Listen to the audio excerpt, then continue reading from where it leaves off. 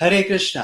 आप सबका स्वागत है एक नई कड़ी में, एक मुलाकात कृष्ण भक्त के साथ। दर्शकों, हमने जब भी ये एक मुलाकात कृष्ण भक्त के साथ की कड़ी ली है, इसमें हम विभिन्न देशों से, विभिन्न जगहों से हम कई सारे भक्तों से मिले, हम कई सारे गृहस्थों से मिले हैं, हम कई सारे ब्रह्मचारी से मिले हैं, हम कई प्रीचर्स से मिले हैं और उनके बहुत ही अनुभवी जो उन्होंने अपने जीवन में भक्ति के एक्सपीरियंस किए हैं, वो उन्होंने हमारे साथ शेयर किए हैं। ऐसा बहुत कम हुआ है कि हमारे साथ एक सन्यासी जुड़े हों और आज वो दिन है जब हमारे साथ एक सन्यासी जुड़ेंगे। तो मैं उनको इस शो में इनवाइट करने से पहले उनकी एक छोटी सी इंट्रोडक्शन देना चाहता हूँ। आज के हमारे गेस्ट हमारे साथ लंदन से जुड़ रहे हैं। ये पिछले 20 साल से ज़्यादा से जो लंदन में यूके का हेडक्वार्टर है भक्ति वेदांत मैनर, वहाँ पे अपनी सेवा देते थे। कॉर्पोरेट्स, इंस्टीट्यूट्स, यूनिवर्सिटी, यूथ, सबको ये प्रीचिंग करते हैं और भगवत गीता, भागवतम इत्यादि से जो भी हम प्रैक्टिकली अपने जीवन में अप्लाई कर सकते हैं वो समझाते हैं। 2022 में इन्होंने अपने जीवन को संन्यास में मतलब इन्होंने संन्यास लिया और अपने संपूर्ण जीवन को भक्ति को समर्पित कर दिया।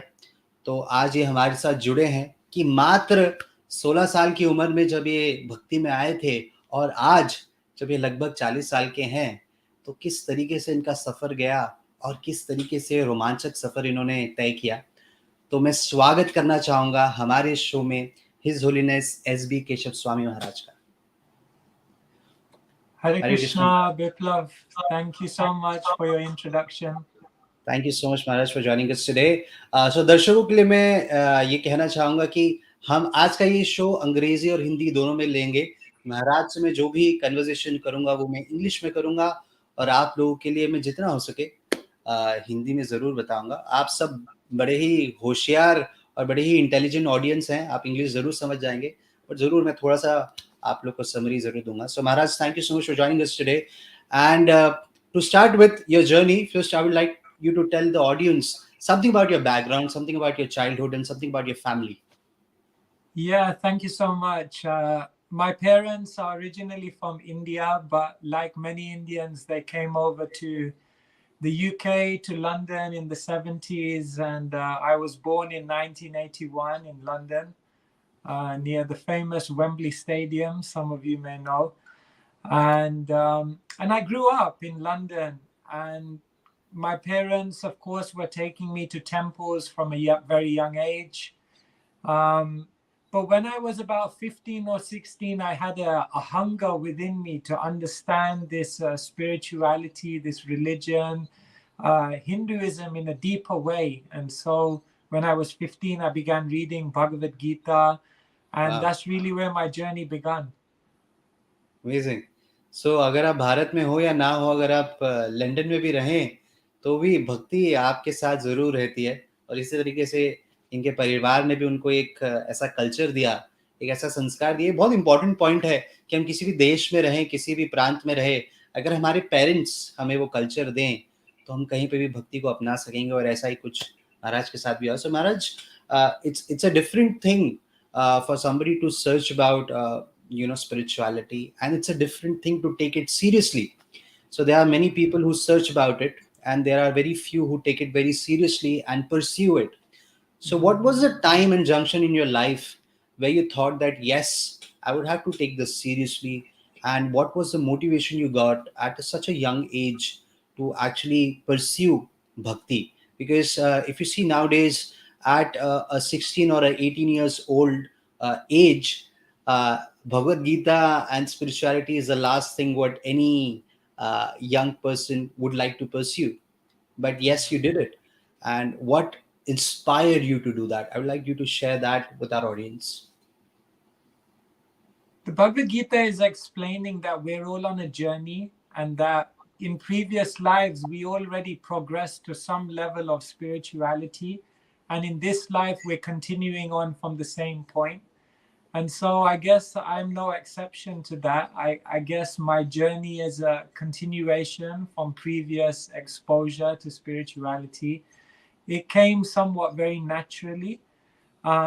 But I would say the other major factor that really was driving my spirituality forward was the company of very inspired and deep spiritual people. And we hear in our tradition about Vaishnav Sangha and how that's so powerful. And I think from a very young age, I was fortunate to be exposed to that, which really made me think about religion, spirituality in different terms. Not just something of a ritual, but something which was defining the purpose of life. Wow. Generally, if you talk about a young age of 16, 18, the main purpose of life is actually for that age group is to enjoy the life. And the main reason of anybody not choosing spirituality or the path of bhakti is that they think that the fun factor in your life will be very decreased and would be next to extinct if we pursue this at this age. What was your experience? And it's also one of the major concerns that that is a particular age where a person needs to concentrate on their studies, on their career. And if you are going to pursue something like bhakti, then for sure it will have ill effect on your studies and your academics. So what was your experience? You were pursuing something greater than our academic studies, but at the same time academics is also important. So did it have a positive effect on your life, materially, or what was the effect of bhakti in your life? I would like you to share that with our audience. Sure. Well, when I was 18, I got admittance at University College London to study computer science and management.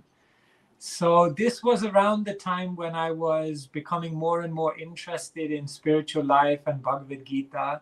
And so when I was 18, I was also living in university halls right in the center of London. And it was an interesting period of my life because I had a comparison.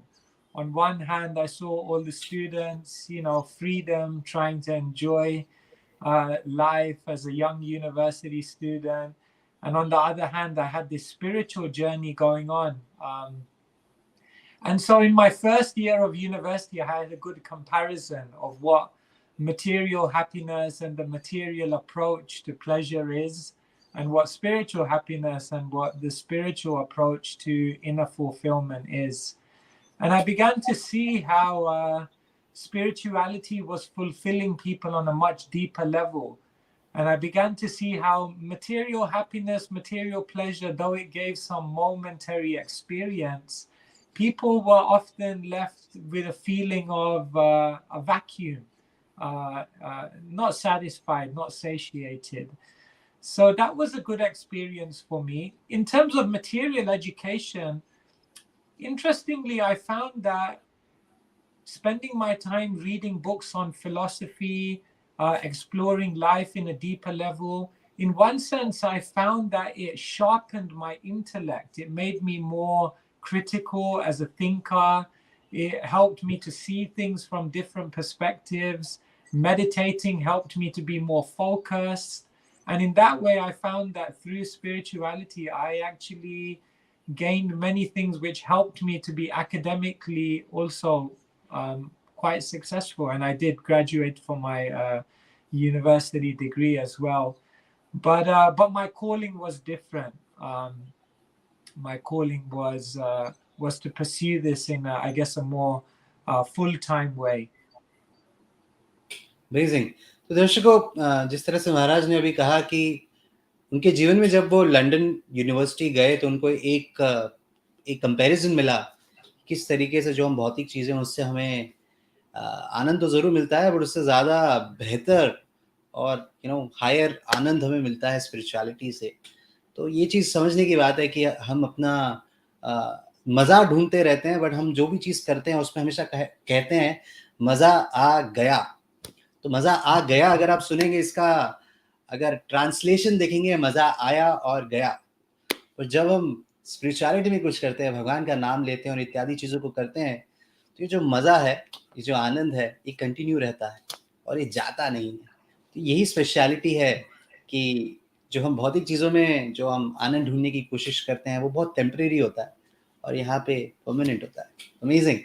So Maharaj, it generally so happens that at a very young age, if you try to pursue something, you don't get that support from your peer group very easily.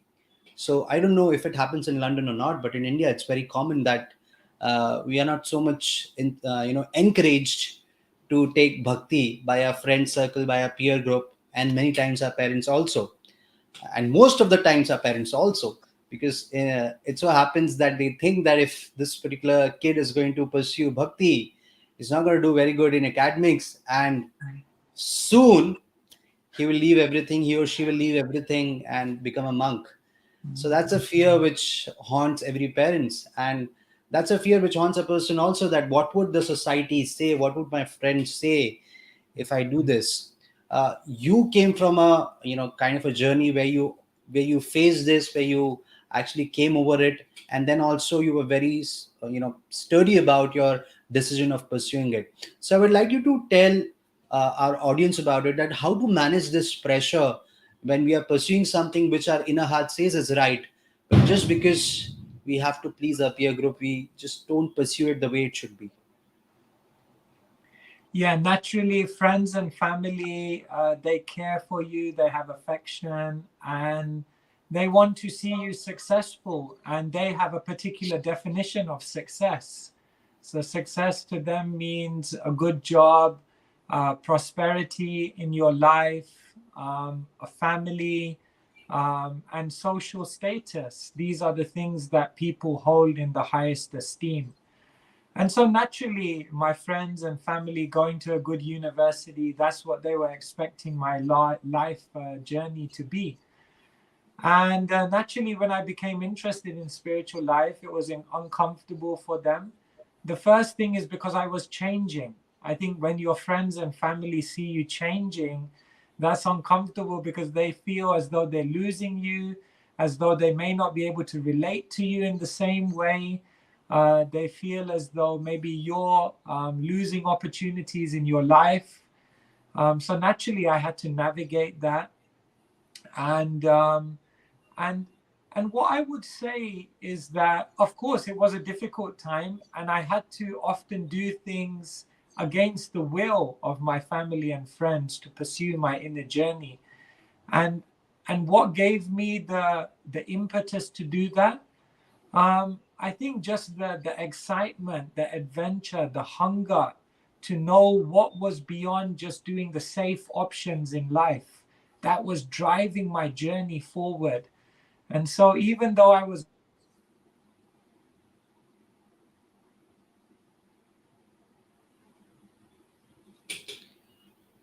मैं माफ़ी चाहूँगा, किसी technical difficulty के कारण हम महाराज से संपर्क हो चुके हैं।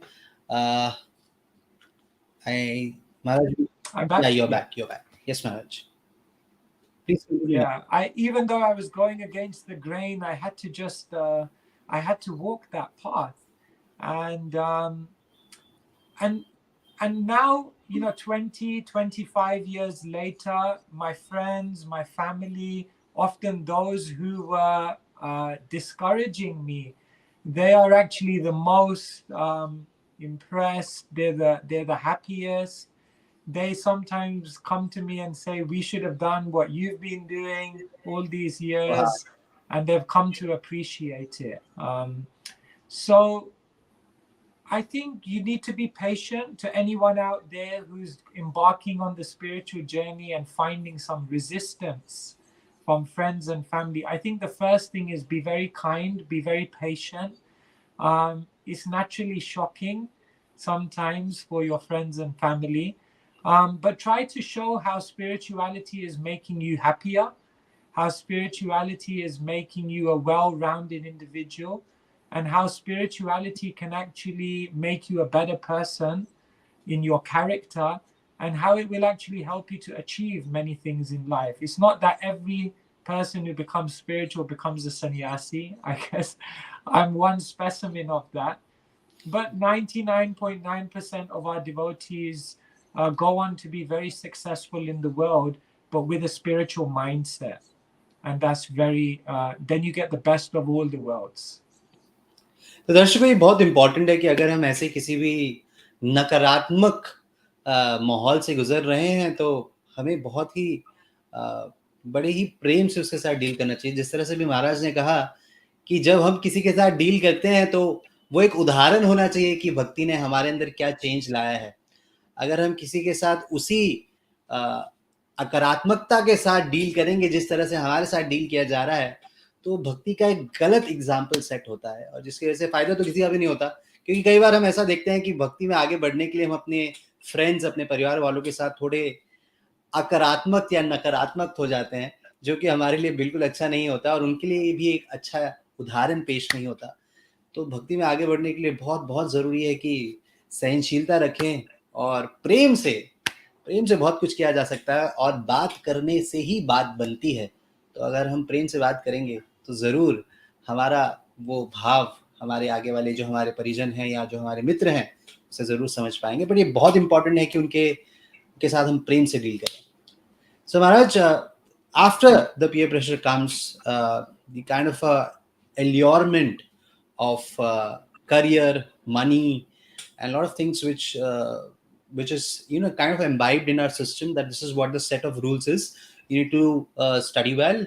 You need to go to a good education institute, get a good job, earn good money, set in a family, have kids, and just stay happy. So when you were going through this transition, were you not attracted towards the a better career? I'm sure you must have your parents, when they came to UK in 1970s and 80s, they went there for a better growth in their life, and that's a very natural tendency for anybody to pursue a career and get good money and get settled. Were you not attracted towards it, that you should do a particular job, or you should do a business, and earn good and stay happy? So what was your perception towards money? And why am I asking you this question is, many times a person is also frightened and afraid of doing bhakti, because they think, oh, if I do bhakti, my propensity of enjoyment, my propensity of earning money, and my passion of earning money will be so reduced, and I will not be able to enjoy. So I would like you to answer these two aspects: that what was your perspective towards it, and how a person should deal this when they understand that the more they go deeper in bhakti, they would not be very satisfied with whatever they are, and the kind of enjoyment they were pursuing before, and slowly and steadily they'll be like, they'll have to leave it. So that's why they don't pursue bhakti. So that needs to be addressed in a matured manner. I would like you to put some light on it. Sure. Thank you. Well, there was one famous self-development person. He said, start with why. Often what we do in life is we spend a lot of time thinking about how and what we're going to do. But sometimes we don't spend so much time thinking why. Why do I want to do this? We do the how and the what because everyone else is doing it, and therefore we define our life by that. So therefore we pursue many, many things without having a strong why as to why we're doing it. So I think for me, fortunately in my life, at a very young age, I was taught to start with why. And after reading the Gita and exploring spirituality, I was questioning, what's my purpose? Why do I exist? Why do I want all of these things? If the ultimate goal is to be happy, then let me question whether these things will actually bring me happiness.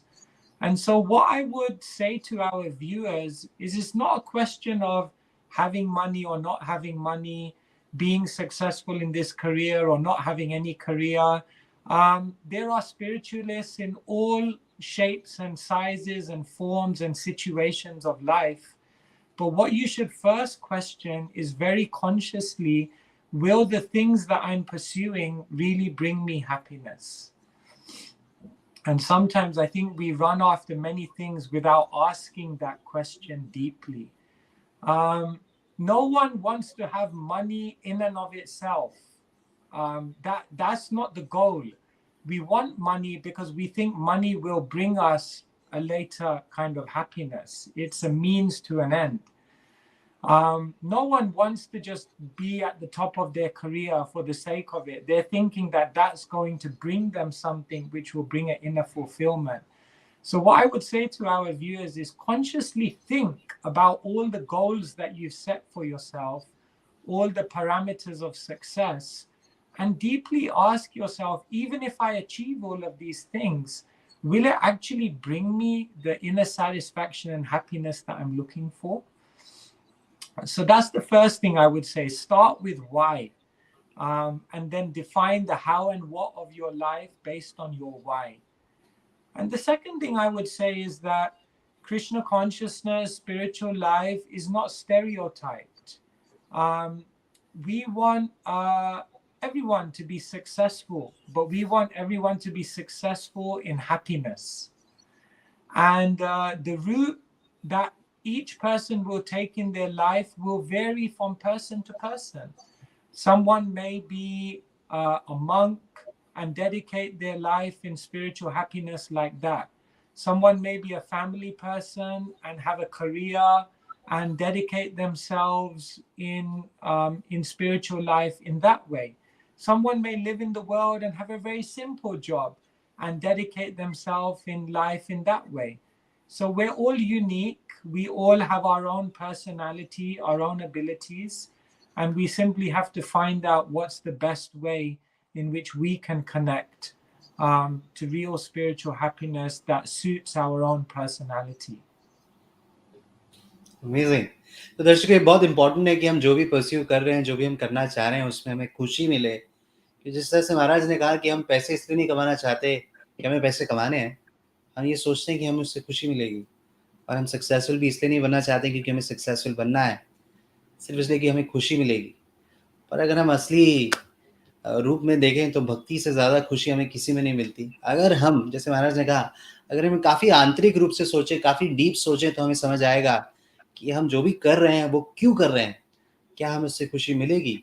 अगर ये सवाल हम अपने आप से पूछे तो हमें ज़रूर ये आंसर ज़रूर मिलेगा कि शायद इससे बेहतर भी कुछ है, और बेहतर हमारे पास एक अच्छा विकल्प भक्ति ही है। क्योंकि कई बार हम उदाहरण देखते हैं कि हमने इतने सारे लोग की हम जो भी जीवनी पढ़ते हैं तो सब लोगों ने हर चीज़ ट्राई कर ली है।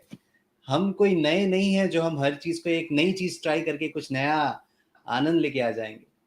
पर अगर हम हमारे जो भक्त हैं जो कि अपने एक्सपीरियंस के साथ बताते हैं कि भक्ति करने से आनंद मिलता है, अगर हम वो एक सिंपल सी बात समझ के अपने जीवन में थोड़ा समय देंगे तो हमें ज़रूर उस चीज़ का आस्वादन बहुत जल्दी हो जाएगा। So Maharaj, proceeding further, it so happens that, like you exactly said, that there are different ways a person pursues his bhakti, his or her path of bhakti. Because you chose to become a monk, and now you have taken the sannyas ashram also. I would like you to tell our audience, is this the only way to pursue bhakti, that you would have to leave everything and then pursue bhakti, or is there another way also by which a person can stay in their life and do bhakti? And that's the most difficult part and the most commonly asked question. It's so simple to do bhakti when you are in, comparatively simple to do bhakti when you are in a brahmachari or in a sannyas ashram, because your whole life is dedicated to, chanting the holy name, reading books and other things. But when you see about the other sect of lives, it's very difficult because there is a lot of struggle to manage your work, manage your life, manage your money, manage your finance, and then do bhakti. And so people find it really difficult to balance it. So how to balance it? So I would like you to address these two questions, that what are the other ways other than being in brahmachari ashram and sannyas ashram, and how to manage those ways well, balance those ways well. Thank you. Yes. One of our teachers, Bhaktivinoda Thakur, he says, Grihe Thakur, Vane Thakur, Sada Hari Bole Dako. Whether you live in the household or whether you live in the forest, you simply have to chant Krishna's names. In this day and age, it's very, very simple. So no one has to give up anything. They say it's not that spiritualists don't own anything. It's that spiritualists aren't owned by anything. Wow. So if you live in the world and you have a family, you have possessions, you have a home, you have a position in the world, all of those things can be used in service to Krishna. All of those things can be connected in bhakti. In fact, if we look at our line of teachers, our parampara, then we see that many of them were householders. Bhaktivinoda Thakur was a householder, a magistrate. He had many children. Srila Prabhupada was a pharmacist. He had children. He was living in the world. And they showed how you can live in the world and achieve the highest levels of spirituality. As Krishna says to Arjuna in Bhagavad Gita, Tasmat sarveshu kaleshu ma manusmara yudhya cha. Carry on, fight in the world, do your duty as a Kshatriya, but ma manusmara, remember me at the same time. So somehow, that is very much the message of the Gita, that it's not about walking away from the world, but it's about engaging in the world in such a way that everything is connected to your spiritual journey. Some people want to enjoy the world. Some people want to escape the world, but the bhakti yogi just looks at how to engage with everything in the world in a way that it connects to the spiritual goal. And so everyone just has to think. Some of you out there, you all have your own talents and life situation, and find out how you can serve Krishna in that situation, and you will feel very close to Krishna. And yes, there are challenges when you live out there. You have bills to pay, you have social functions to attend, you have so many responsibilities. But I'll share with you, Biplav, even in the Brahmachari ashram, even in the sannyas ashram, we have our own problems. We have our own difficulties. We don't have private space. We're sometimes living in a very, very public life. We don't have so much variety, same dress, same hairstyle, same program. So every life has its challenge. The real challenge actually is not so much our situation, it's our own mind. That's the biggest challenge. And whether you live in the household or you live in the ashram, we carry a mind with us. And wherever there's a mind, we'll come up with problems. So what we'll find is that if we learn to look for the opportunities in our situation to connect what we're doing to a spiritual cause, then gradually the mind will become more and more enlivened and peaceful. And then the problems will disappear and we'll feel very, very happy in our situation.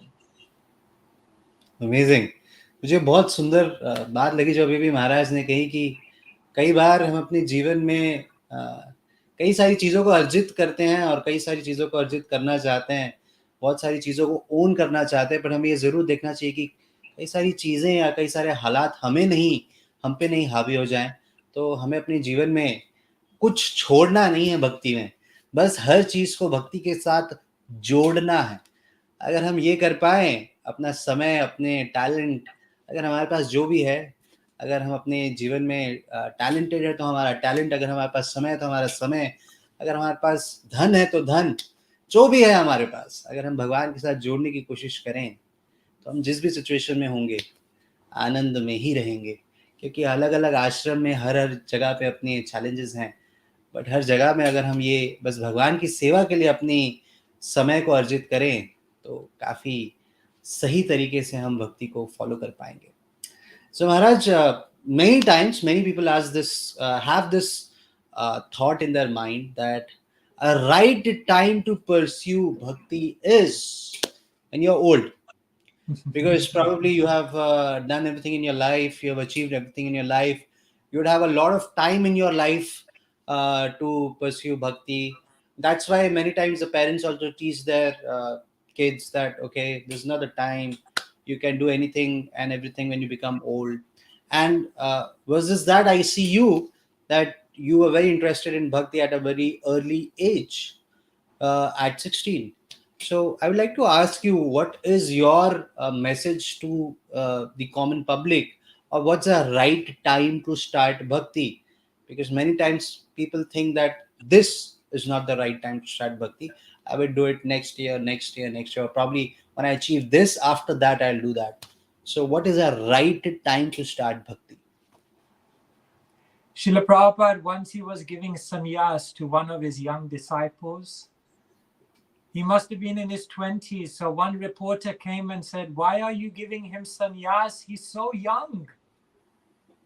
So the reporter himself was quite young. Srila Prabhupada was in his 70s. Srila Prabhupada looked at the reporter and he said, "When should you take sannyas?" The reporter said, "Sannyas you take when you're old." So Srila Prabhupada looked at the young reporter and said, what is the definition of old? So he could not answer. Srila Prabhupada said, the definition of old is close to death. And then he looked at the young reporter and said, "Can you guarantee you will not die before me?" The reporter said, "No." Prabhupada said, "Therefore you are old, I am old, and that boy who I'm giving to sannyas, he is also old." Because we don't know. So the first thing that I would say, Biplav, is that old and young are very relative terms, because we live in a volatile world today in which we don't know what will happen to us.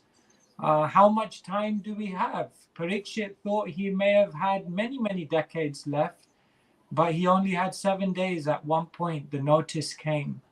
So the first thing is that we don't actually know how much time we have. That's the first point I would raise. The second point I would raise is, when do you go to school? Do you go to school when you're old, or do you go to school when you're young? Generally, we go when we're young, because young is when you can learn. Young is when you have the capacity to mold your mind, mold your lifestyle, mold your habits in a certain way. The earlier you start, the better it is, the easier it is to mold yourself. In English, they have a saying, you can't teach an old dog new tricks. New tricks. So the second thing I would say is that earlier the better in terms of being able to learn. And the third thing I would say is that religion or spirituality is not just something for the afterlife. People think I'll do it when I'm old, because that's when I'm going to die and go to the next life, and all these things, it will help me in my next life. That's true. But what they may not realize is that spirituality helps you to craft the best here life, the life now. So if you want to know how to make good decisions, if you want to know how to find love, if you want to know how to avoid burnout, if you want to know how to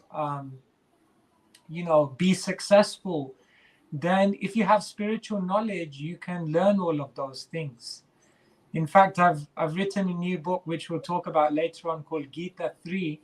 And what I do in that book, I show how in the 18 chapters of the Gita, Krishna shows you how to do many things that can help you live a wonderful life in the here and now. The Bhagavad Gita is the ultimate self-development book. So in brief, in answer to your question, Biplav, about when's the right time, the first thing is we don't know how much time we have. The second thing is that earlier the better in terms of learning.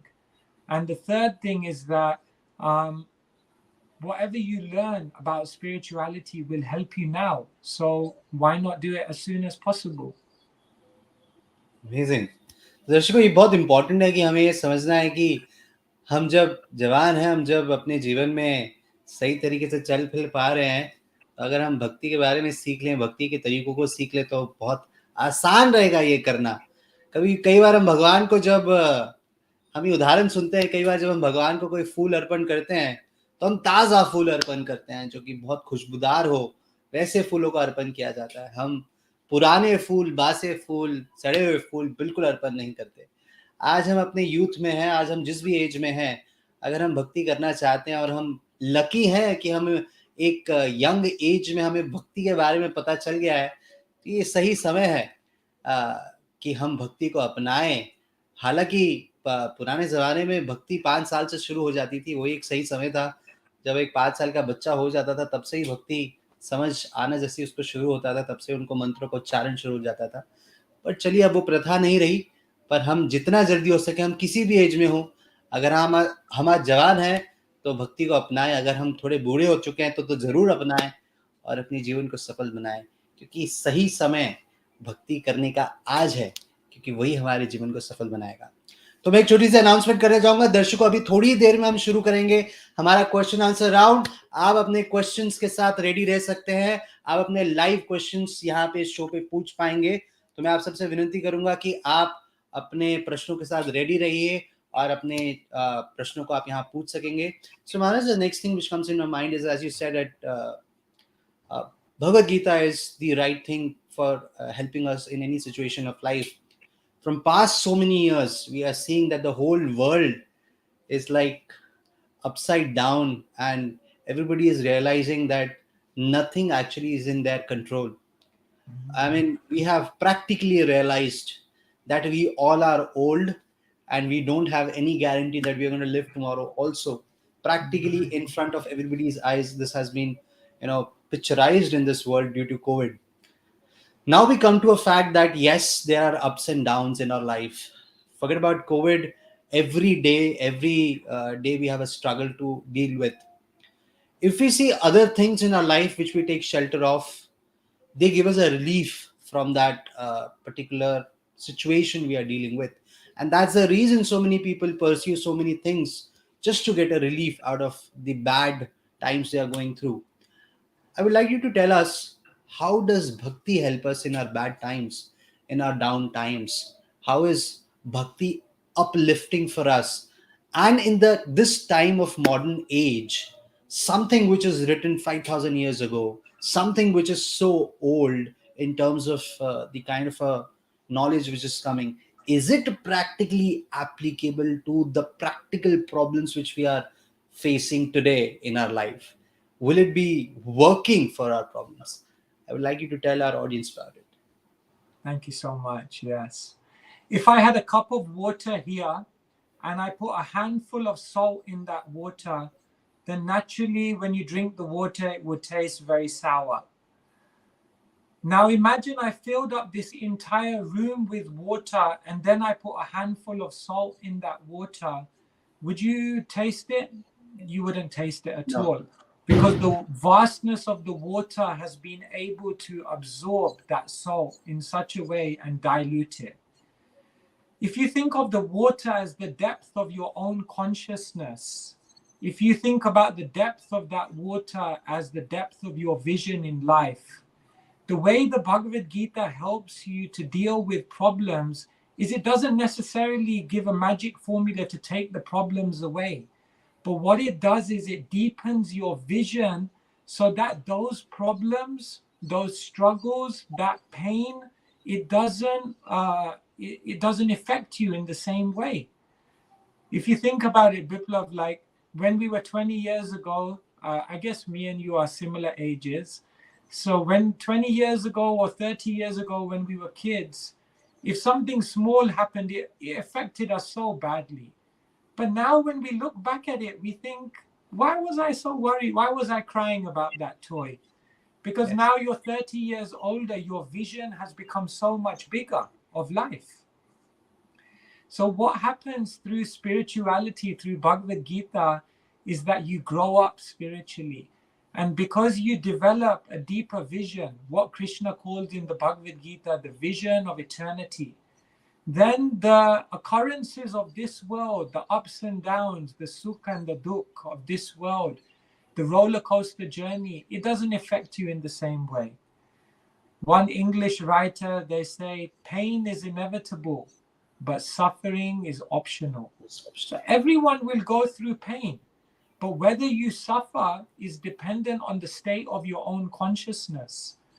So while the world is busy looking at how to make external solutions, the spiritualist is busy looking for the inner solution, because they know if I find a depth of consciousness, whatever chaos may be going on around me, I can remain unaffected and undisturbed. And therefore, Krishna in Bhagavad Gita talks about the Stitadhi, the sage of the steady mind. Now, having said that, Biplav, I'll just say one other thing, that doesn't mean that as spiritual people, we are oblivious and apathetic towards the problems of the world. It's not Right. that we're just going to go around and say, yeah, the world is going in a bad direction, just leave it as it is, you just work on yourself. No, we do understand that the more we share spiritual principles in the world, then we get to the root of all the problems of the world. So we are trying to make the world a better place. If you look at environmental problems, economic problems, political problems, and you take them back to their original root, the original root problem is a lack of spirituality. And why do we have a problem of environment? Because people don't see the divine in nature. Why do we have problems of racism and nationalism? Because people don't see the divine within every living being.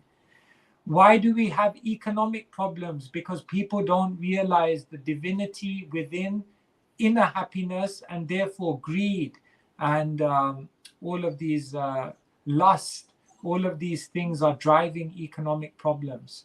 So we believe that by sharing spiritual principles with the world, we can actually get to the root of the problem and make the world a better place.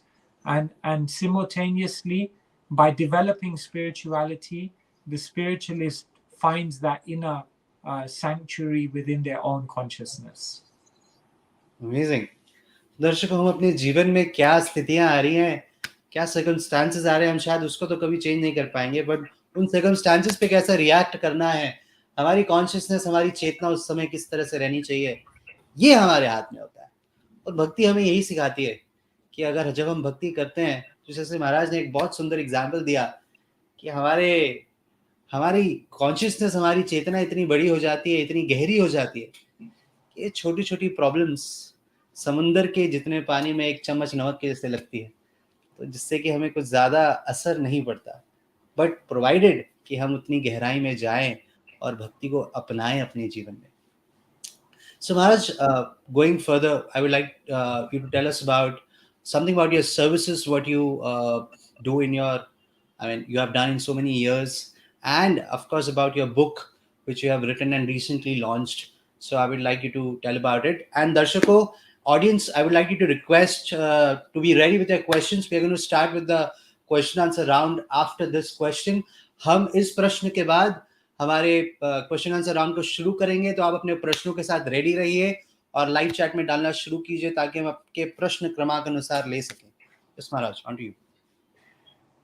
Yes, I guess in the beginning of my life as a monk, as a brahmachari 20 years ago, the first few years I was mainly going into universities, speaking to young people and trying to share spirituality with them in a very relevant way. So that was very exciting. You know, young people challenge, young people have a lot of doubts, young people are skeptical, and presenting Krishna consciousness in the most logical and rational way. That was a beautiful challenge and a wonderful adventure. Then for many years, for another 10, 15 years, I did a lot of book distribution. So I traveled up and down the country to practically all the major cities in the United Kingdom. And we was just stopping people on the street and speaking to them about Bhagavad Gita and meeting all kinds of people in all the corners of this country. And there were many, many magical and mystical and memorable things which happened in those adventures. And then for the last few years, I've been more involved in education.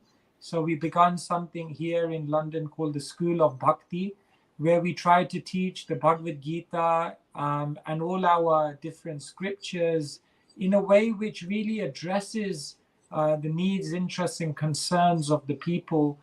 And finally, one thing that's been very dear to my heart that I never thought I would do, but has become quite prominent in my life, is writing. And so somehow, by the grace of God, I've managed to write about 10 books now, and those books I see as perhaps books which can help people to understand our scriptures a little bit better. Because often people look at the Bhagavad Gita, or they look at, for example, Srimad Bhagavatam, which is so many volumes, and they can feel intimidated, or they can feel it's beyond their capacity.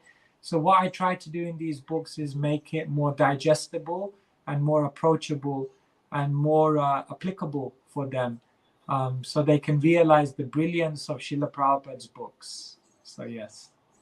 Amazing. So your latest book, which we heard about, which I would like to show on the screen, is just give me a sec. Gita 3. So for the audience, this book is now available online on Amazon, and it's available on Tulsi Books also. It's available in India. It's available everywhere. You can check it out. So I'm very interested to understand why the name Gita 3. Yeah. What is the essence behind this name Gita 3? So I would like you to tell our audience something about this title and the book. What they can Yeah, expect. Biplav, in our tradition, we generally do things 3 times. So we chant a mantra 3 times. We do a pradakshina or parikrama 3 times. Yeah. I think it took us 3 times to set up the camera in the right way today. And, in English, they say 3rd time lucky. So there's something special about the number 3. And what we do in Gita 3 is we actually go through the 18 chapters of the Gita 3 times. But what we do is we do them from 3 different angles. So the first time when I go through the 18 chapters, I try to share with you how in every chapter, Krishna teaches you to approach the world in a way which is quite different to how we've been taught growing up. So the first section is called Think Different. In the second section, I go through the 18 chapters and I show you how in every chapter, Krishna teaches you how to do an amazing thing in life, how to be successful, how to make good decisions, how to find love, all these kind of things. So the second section is called How To. And in the third section, I go through the 18 chapters and I identify the 18 main excuses that people come up with as to why they can't practice spirituality. And I show you how in each of the 18 chapters, Krishna systematically addresses each one of these excuses. And so the final section is called Why Not? And in this way, you go through the 18 chapters 3 times. Yeah. Amazing. So दर्शकों, अगर आप भगवत गीता के 700 श्लोक नहीं पढ़ पाए हैं, पर अगर आप ये बुक पढ़ेंगे तो आप भगवत गीता 3 बार पढ़ लेंगे, 3 अलग-अलग नजरियों से। और मैं आप सबको इस बुक के लिंक हम अपने डिस्क्रिप्शन में जरूर डालेंगे। आप इस बुक को ले सकते हैं, Amazon पे अवेलेबल है और tulsibooks.com पे भी अवेलेबल है। बड़ी सुंदरता से महाराज ने भगवत गीता के 18 अध्यायों को 3 अलग-अलग तरीके से 3 बार कवर किया है। तो मैं आप सबसे विनंती करूंगा कि आप इस बुक का फायदा जरूर उठाइए और आप भगवत गीता की स्टडीज में और अपने जीवन को डीप ले जाइए। तो अब हम शुरू करेंगे हमारे क्वेश्चन आंसर राउंड के साथ। Now we are going to start with our question answer session. I request everybody to put your questions in our live chat so that we can take it. I'll humbly request everybody to not to put your questions multiple times because the software will block you. मैं आप सबसे विनंती करता हूं कि बार-बार अपने प्रश्नों को हमारे लाइव चैट में ना डालिए। हम क्रमांक अनुसार आपके प्रश्न जरूर लेंगे और समय के हिसाब से हम जितने प्रश्न ले सकें हम जरूर लेंगे। तो हम बढ़ेंगे हमारे पहले प्रश्न की तरफ, जो कि हमारे ऑडियंस की तरफ से आ रहा है। सैना ठाकर जी की तरफ से ये पूछते हैं कि I hope you are keeping well and safe. Apart from Bhagavad Gita, what other books change your life? Any recommendation? तो ये जानना चाहते हैं कि भगवत गीता के अलावा कोई और ऐसी बुक्स हैं जिसने आपके लाइफ में कुछ चेंज लाया? So Maharaj, would you like to tell us about any other books which changed your life? Thank you. It's a wonderful question.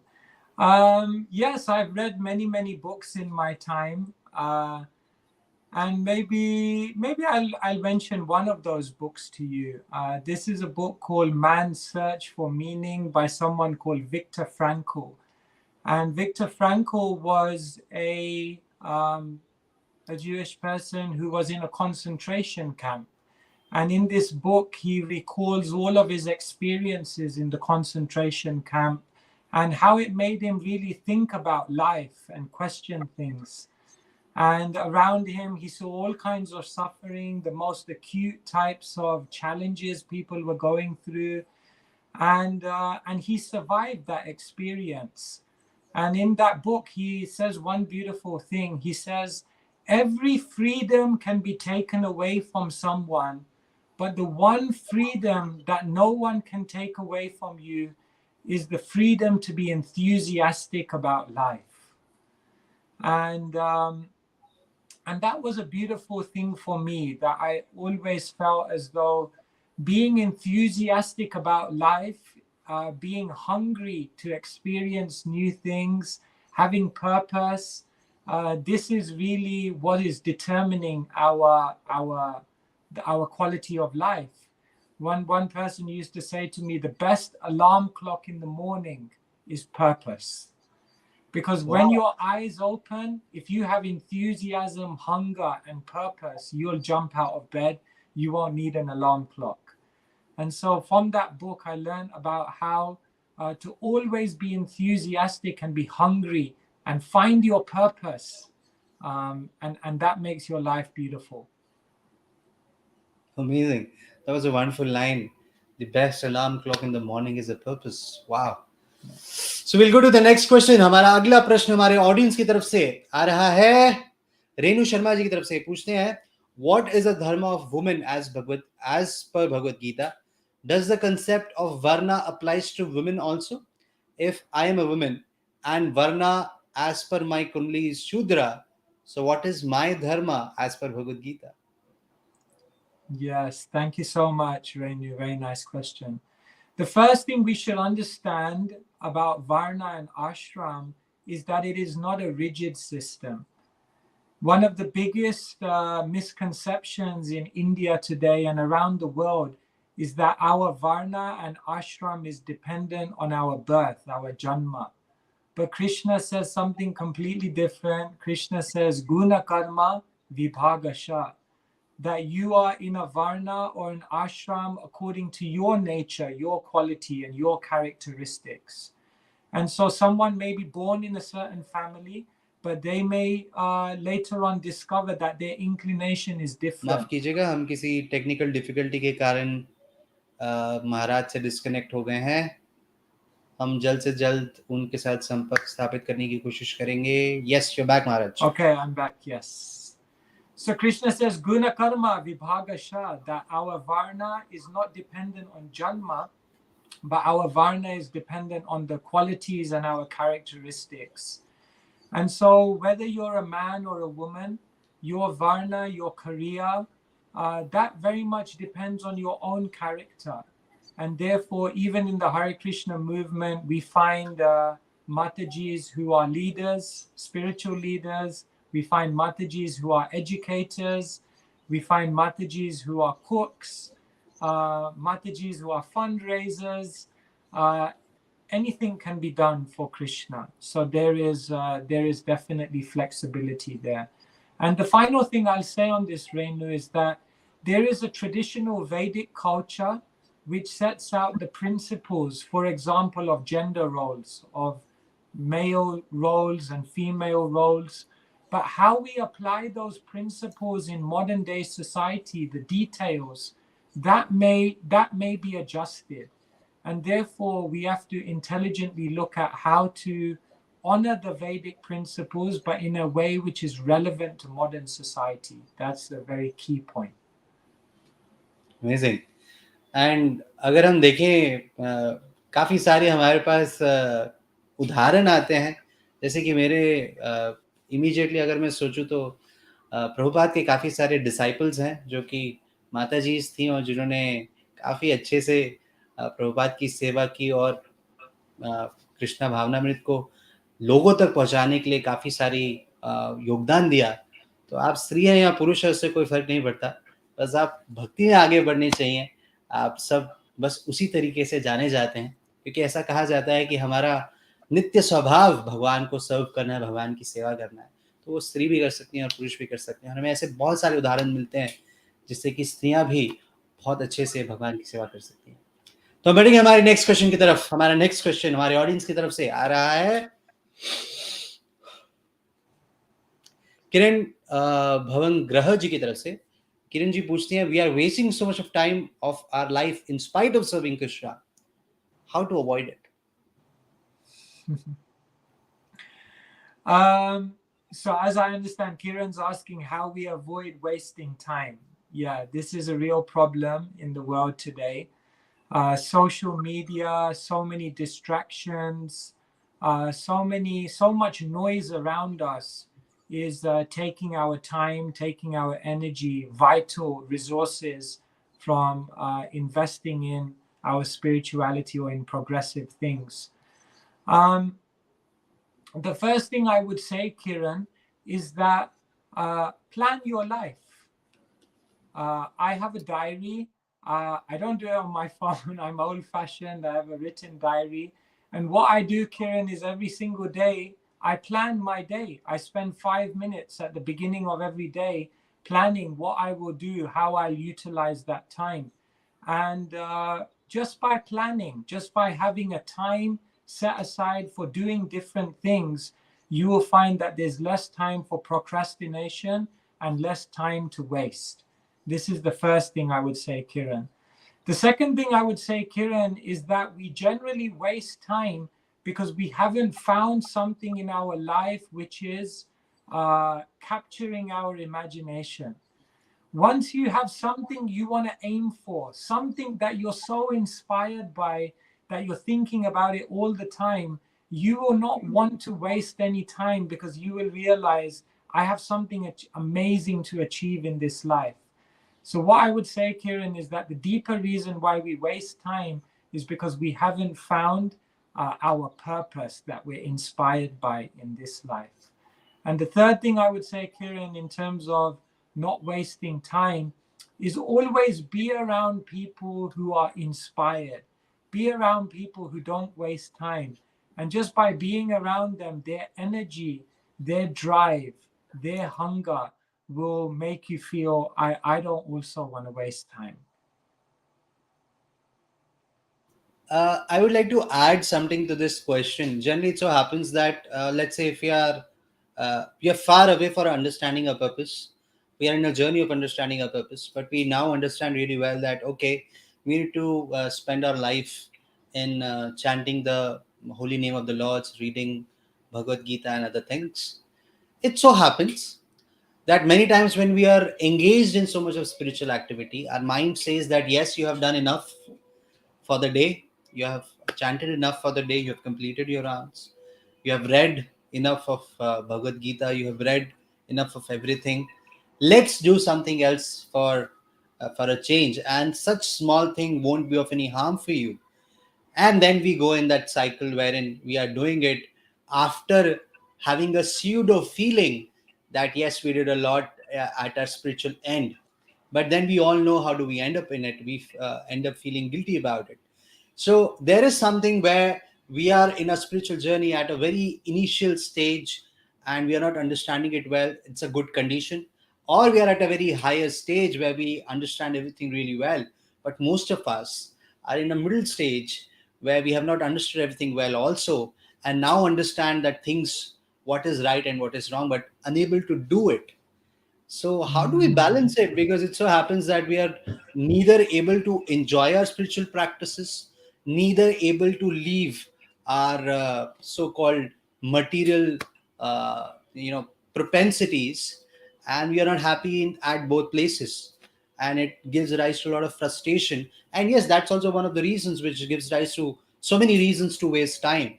So how do we manage this well? Because I am personally very sure that it's going to take a lot of time for me to understand my purpose and reach at a level where this will come very naturally. But until then, is frustration the only thing which will be existing in our life and practice? Thank you, Biplav, for really adding this extra dimension. It's very useful, I think. Krishna says in Bhagavad Gita, Yukta hara viharasya yukta chestasya karmashu yukta swapno vabodhasya yogo bhavati dukhaha. Krishna says you should be regulated in habits of eating, sleeping, work, and recreation. So Krishna recognizes that we need different things in our life. If you tomorrow have the whole day free, or I have the whole day free, I think if we're both honest, it will be difficult for us to just put our hand in the bead bag and chant all day. But the beautiful thing about Krishna consciousness is that you can do all different variety of activities, even activities of recreation, in such a way that they also become a spiritual contribution to your life. So say, for example, you've done 2 hours of chanting and you have more time, but you can't just keep on chanting. Then you can watch a movie, but you can watch a spiritual movie. Or what you can do is you can do some singing.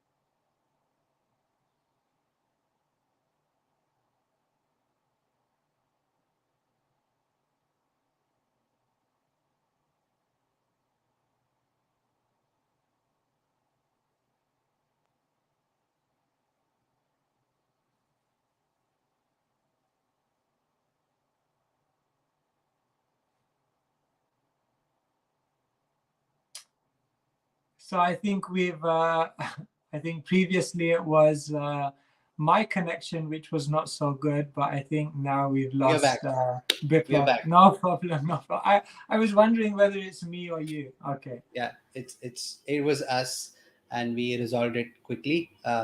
So yes, No Maharaj. problem.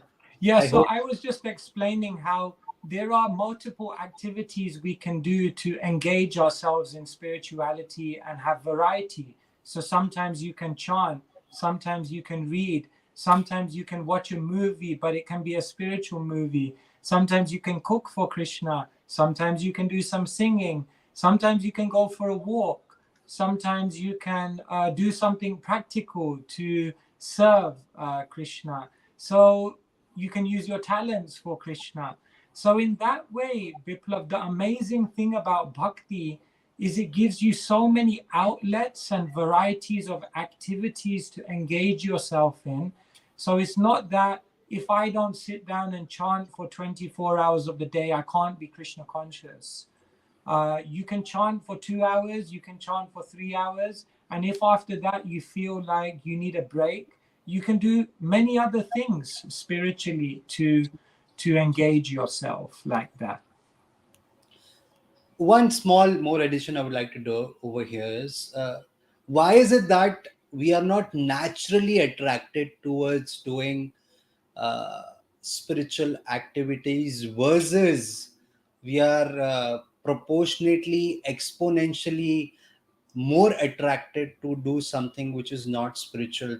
And whenever we want to do something spiritual and something which we are supposed to do, we have to apply a lot of force, mentally and many times physically also, versus scrolling on our mobile and doing things which are not conducive for our life of bhakti is effortless. It's like no brainer. So why is it Yeah. that we are designed in Someone this once way? said to me, Good thing is, why does Krishna make it like bad habits are so easy to form and good habits are so difficult to form? Why does Krishna make it like that? Yeah. So what I talked to this person about is, you know, in the Bhagavad Gita, we have this concept of inclination. Each of us have an inclination. In the English language, inclination is like, you know, if there's a road, then it has a certain inclination, either up or this way or this way.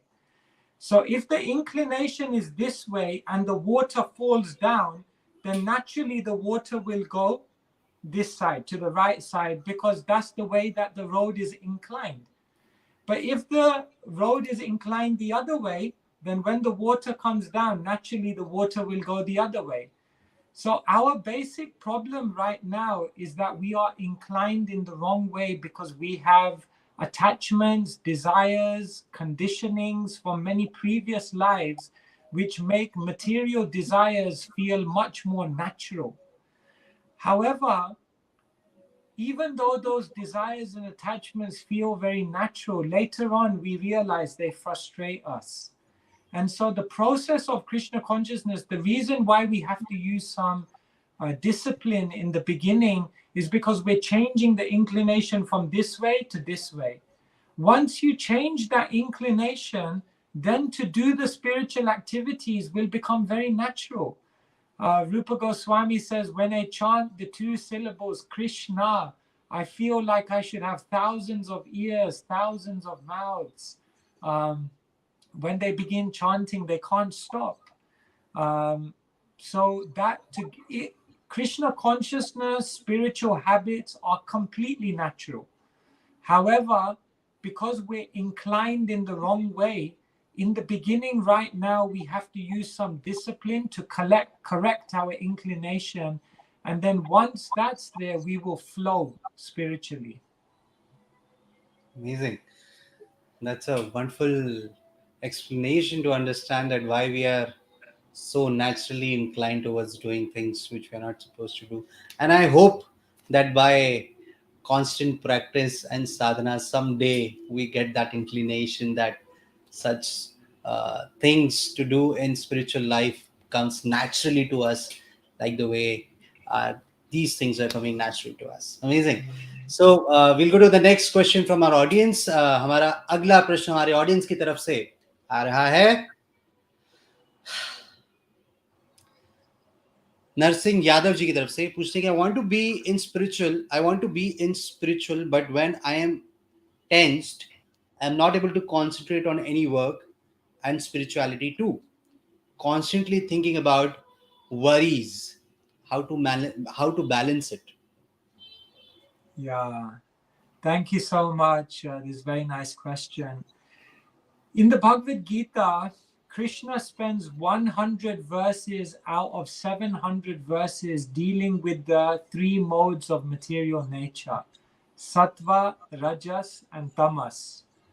And what Krishna explains is that the more you live in sattva, the more opportunity you will have to develop spirituality.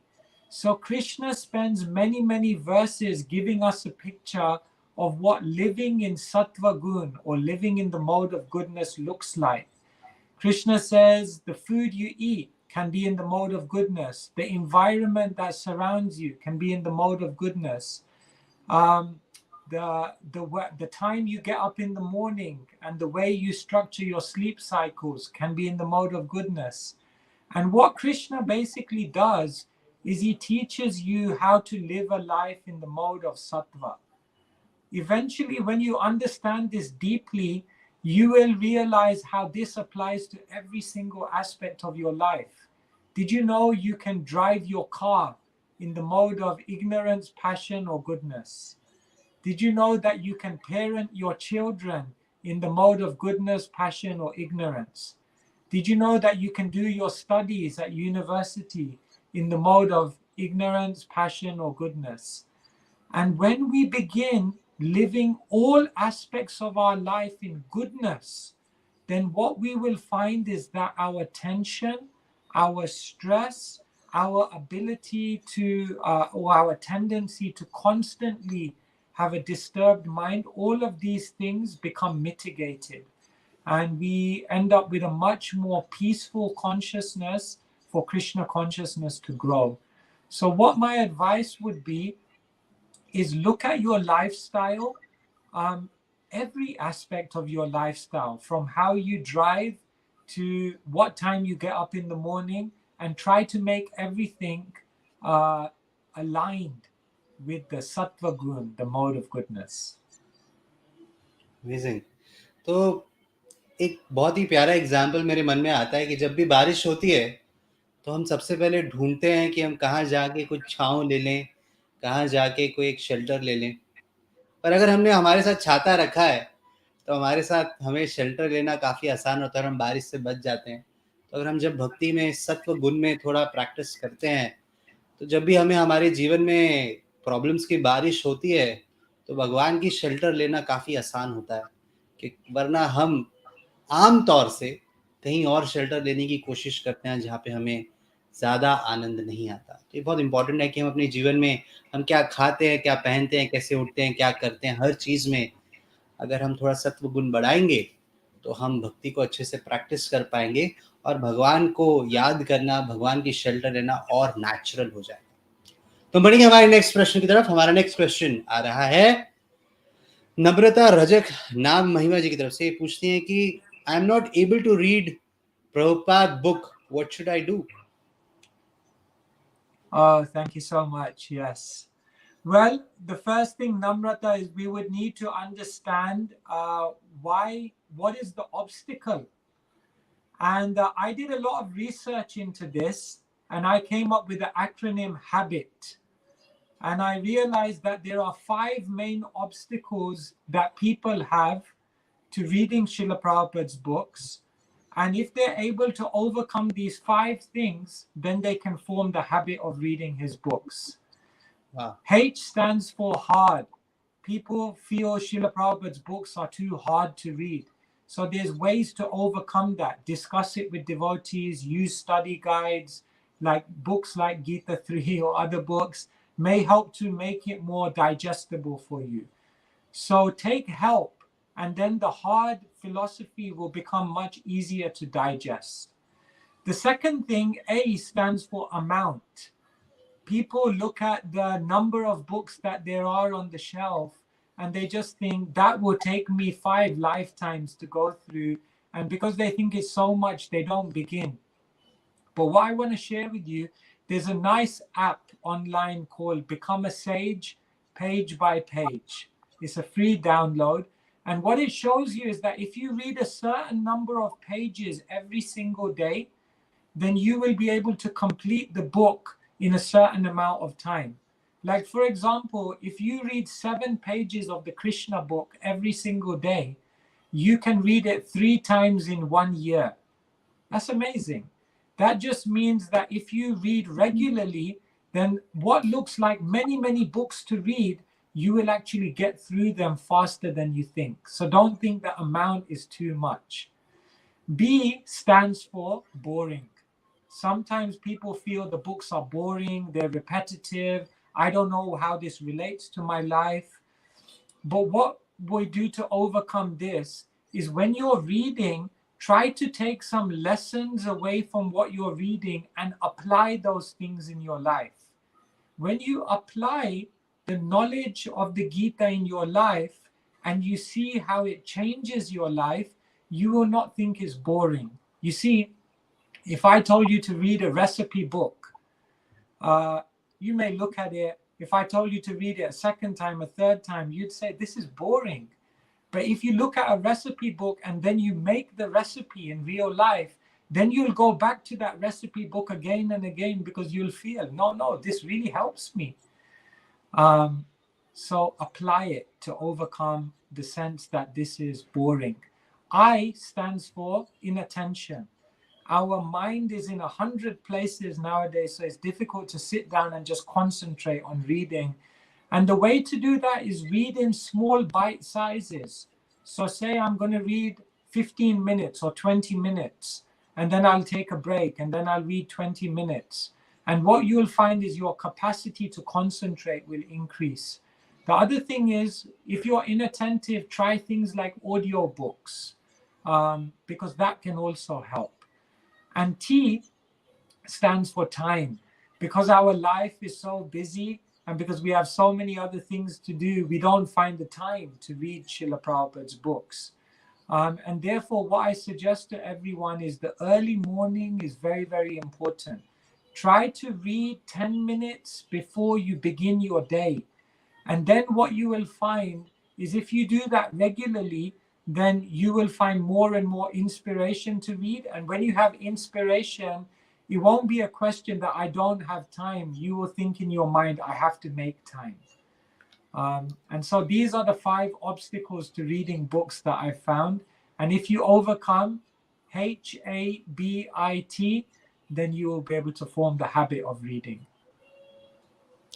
One more point I would like to add to this and ask you that out of so many processes of devotional service, chanting and reading books is comparatively, I would say, naturally less attractive versus kirtan. So, many times it so happens that we would like to spend hours and hours in kirtan, doing kirtan, listening kirtan, associating with devotees. Prasadam is the easiest to have. I mean, no force required to have that. But when it comes to chanting and reading books, it is kind of, people tend to slip here and there to do that.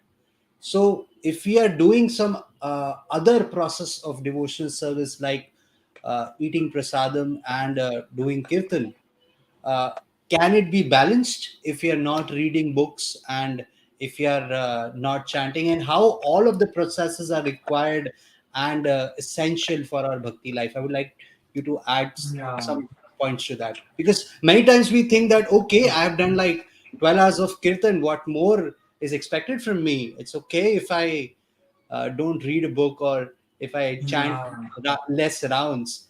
So I would like you to address that thinking. Thank How you, right? Biplav. Yes. Well, Biplav, if we go around the world to all of our ISKCON temples, then we'll see there are different deities. Radha Govinda, Radha Madhava, Radha Gopinath, Radha Ras Bihari. It's very interesting that we never worship Krishna alone. We always worship Krishna with Radharani. And Bhaktisiddhanta Saraswati Thakur, he says we worship Krishna with Radharani because Radharani is the Swarup Shakti. And therefore we never worship them alone, we worship them together. And then Bhaktisiddhanta Saraswati Thakur, he said, Hari Katha is the Swarup Shakti of Hari Kirtan. So if you do Hari Kirtan, but you don't do Hari Katha, then definitely you will get benefit. Just like if you worship Krishna, you will get benefit. But if you worship Radha Krishna, then you will get more benefit. So similarly, if you do Hari Kirtan, definitely you will get benefit. But if you do Hari Kirtan and Hari Katha together, you'll get more benefit. Why? Because through Hari Katha, you develop a relationship with Krishna. You understand his fame, his glories, his qualities, his pastimes. And then when you come to chant his names, then naturally you will be able to be more absorbed in Krishna in a devotional way because you've heard about Krishna. And so if you can do 12 hours of kirtan, that's incredible. That's amazing. Now, if you can do some katha and reading on top of that, then you'll find that when you're in the kirtan, your absorption will be much greater. And just to use one other example, every country has a signature dish, they call it. And maybe one of the signature dishes of India is khichdi. And what is khichdi? Is basically rice and dal. Now, rice on its own has certain nutrition. Dal on its own has a certain nutrition. But when you put dal and rice together as khichdi, the nutrition goes exponential just by their combination. Correct. So when we combine different angas of bhakti together, then their potency to energize one another is meaning that everything becomes more powerful. Amazing. तो दर्शकों, बहुत important है हमारी life में कि हम हर विभिन्न प्रकार की जो हमारी क्रियाएं हैं, जो कि हम हमारी भक्ति में करते हैं, सबको इम्पोर्टेंस दें। और सबसे ज़्यादा इम्पोर्टेंट उसमें है हरिनाम का जप और कथा पढ़ना, प्रभुपाद की बुक्स पढ़ना, क्योंकि उसी से हमें शक्ति मिलती है। एक बहुत प्यारा एग्जाम्पल मैंने कभी सुना था कि अगर हम एक पेड़ को देखें तो पेड़ का तना होता है और पेड़ की जड़ें होती हैं। तो अगर हम हमारे जीवन में चैंटिंग कर रहे हैं, भगवान के नाम ले रहे हैं, प्रभुपाद की बुक्स पढ़ रहे हैं, तो ये रूट्स की तरह है। और अगर हम सेवा कर रहे हैं और इत्यादि चीज़ें कर रहे हैं तो ये तने की तरह है। तो अगर तना ज़्यादा मोटा होगा और रूट्स थोड़ी कमज़ोर होंगी तो पेड़ गिर जाएगा, और अगर रूट्स अच्छी रहेंगी और तना कमज़ोर रहेगा तो पेड़ सर्वाइव नहीं कर पाएगा। तो ये बहुत इंपॉर्टेंट है कि दोनों बहुत इंपॉर्टेंट है और सबको बैलेंस करके चला जाए। तो हम बढ़ेंगे हमारे नेक्स्ट क्वेश्चन की तरफ। हमारा नेक्स्ट क्वेश्चन आ रहा है शिल्पी बरू जी की तरफ से। पूछते हैं कि so she has a testimony. So she is like, Hare Krishna dear Maharaj, my humble obeisances unto your lotus feet. Thank you so much for your short Bhagavad Gita notes that your good self have written in acronyms. Thank you so much Shilpi ji for the wonderful comment. हम बढ़ेंगे हमारे next प्रश्न की तरफ। हमारा next प्रश्न आ रहा है सीधी गुप्ता जी की तरफ से। ये पूछती हैं कि कृष्ण भगवान में कौन सी योग को सबसे श्रेष्ठ बताया है, क्योंकि बोलते ज्ञान योग या भक्ति। तो she wants to ask that which yoga according to Bhagavad Gita has Lord Krishna said is the most superior and the best, because people say it's bhakti yoga, some say it's karma yoga, some say it's gyan yoga. So according to Krishna, which yoga is the best yoga? Yes. Well, Krishna says in Bhagavad Gita, Yoginam api sarvesham madgaten antaratmana shraddhavan bhajite yo mam same yukta tamo mataha. Of all yogis, of all the different types of yogis that you find, bhajate yo mam, the one who is always serving me with love, the one who has bhakti, same yukta tama mataha. Yukta means connected. Yukta tama means they're most intimately connected with me. So Krishna says, Bhakti amam abhijanati. You can only understand me through bhakti. And Krishna says, Desham satata yuktanam bhajatam pitipurvakam dadami buddhi yogam tam yena mam apayanti. Krishna says, if you're always serving me in bhakti with love, then you will be able to come to me. So the conclusion of the Gita is bhakti is the highest. Bhakti is the most effective, efficient. माफ कीजिएगा, महाराज के साथ हमारा संपर्क टूट गया है. We are not able to connect to Maharaj. He will be back in moments. Yes, he's back. Yes. Bhakti is the most efficient, effective, practical, and achievable process in this age. You see, if there's a cake, then you can understand something by seeing it. You can understand something by smelling it. You can understand something by hearing a description of it. But if you really want to taste the cake, then you have to use your tongue and put it in your mouth. So all of the yoga processes give you some understanding of the absolute truth. But if you want to taste the sweetness of God in a relationship of love, then bhakti yoga is the means for that. Therefore, Krishna says bhakti is the ultimate path of yoga. Amazing. तो बढ़ेंगे हमारे next प्रश्न की तरफ. हमारा next प्रश्न आ रहा है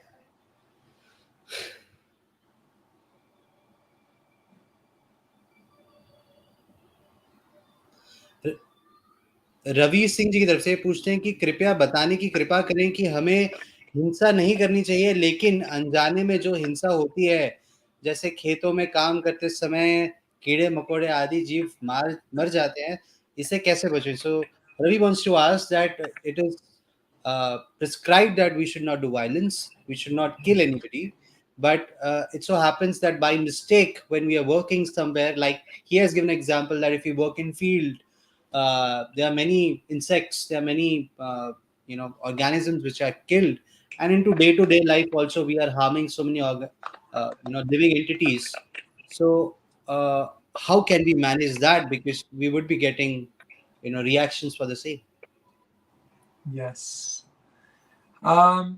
So Krishna explains in Bhagavad Gita that every endeavor in this world is covered by some fault.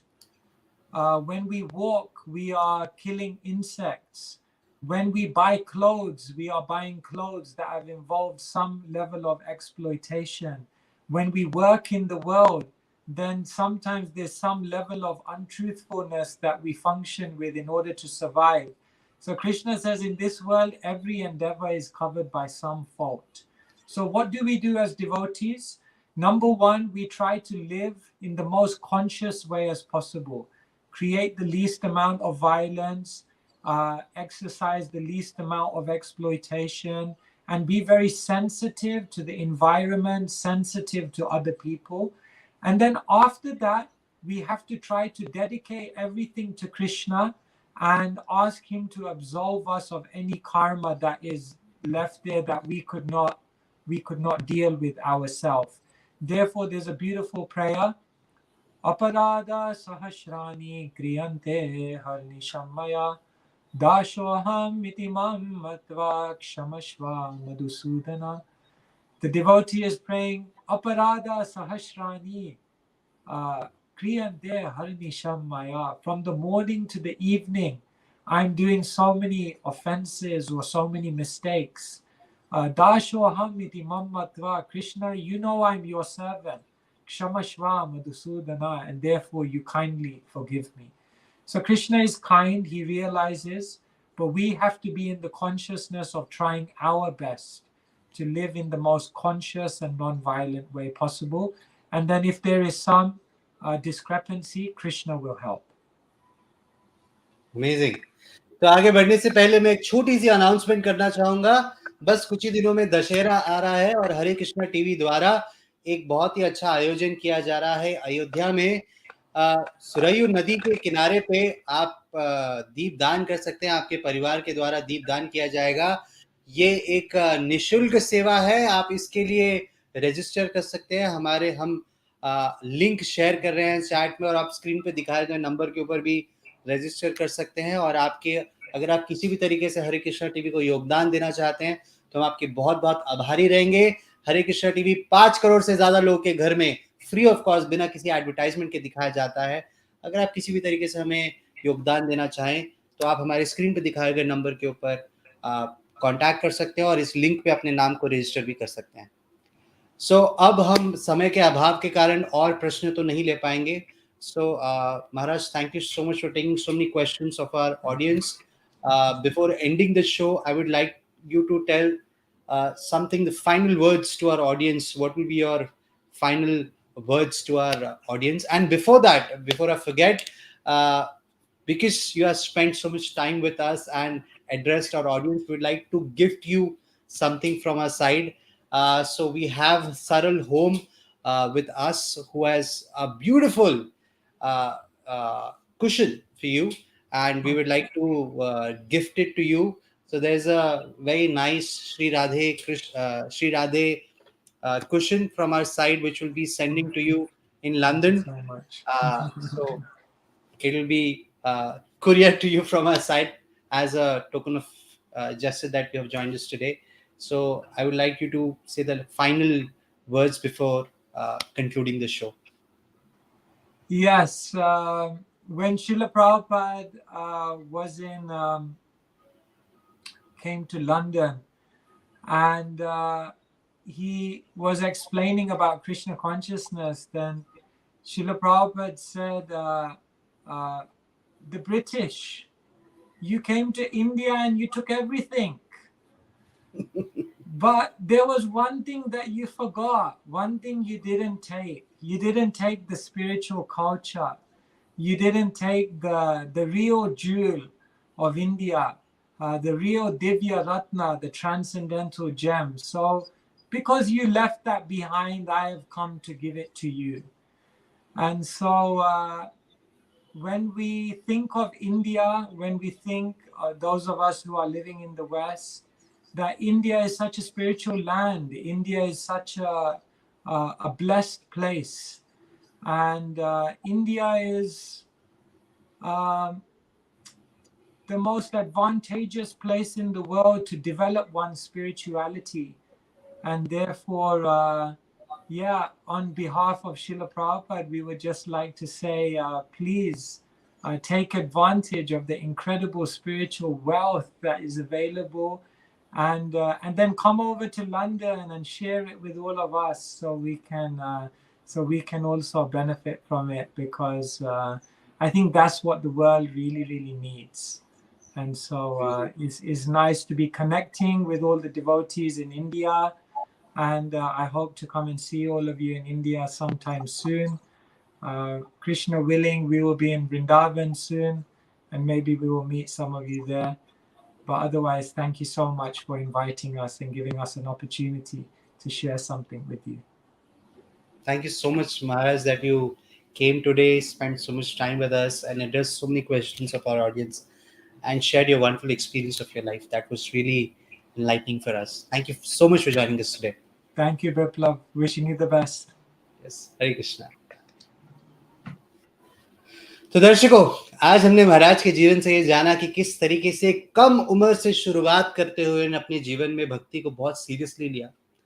उनकी एक बात मुझे बहुत अच्छी लगी कि किस तरीके से उन्होंने अपने जीवन में काफी कम उम्र में यह आंकलन लगा लिया कि भौतिक जीवन और आध्यात्मिक जीवन में सबसे ज्यादा आनंद किस में आता है, जो कि हम काफी साल लगा के भी, काफी उम्र लगा के भी नहीं समझ पाते। तो मैं आशा करता हूं कि आज महाराज के जीवन से आपको एक प्रेरणा मिली होगी अपने जीवन में, आध्यात्मिक जीवन में आगे बढ़ने की। अगर आज आप भक्ति में आगे नहीं बढ़ पाए तो शुरुआत कीजिए, अगर आप कर रहे हैं तो और अच्छे से कीजिए और अपने जीवन को सफल बनाइए। तो आज के लिए मैं आपसे आज्ञा चाहूंगा, हम मिलेंगे अगली बार एक और नए भक्त के साथ, एक मुलाकात कृष्ण भक्त के साथ। Thank you so much for joining us today, and thank you so much for being such a wonderful audience. Hare Krishna.